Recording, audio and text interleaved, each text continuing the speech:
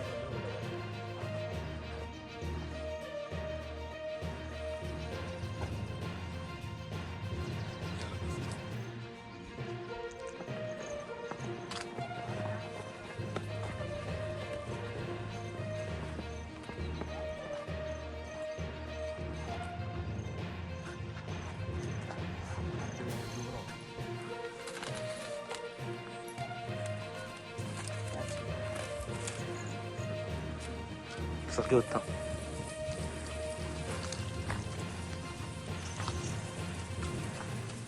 Dia kamu ikut kan? Kau boleh.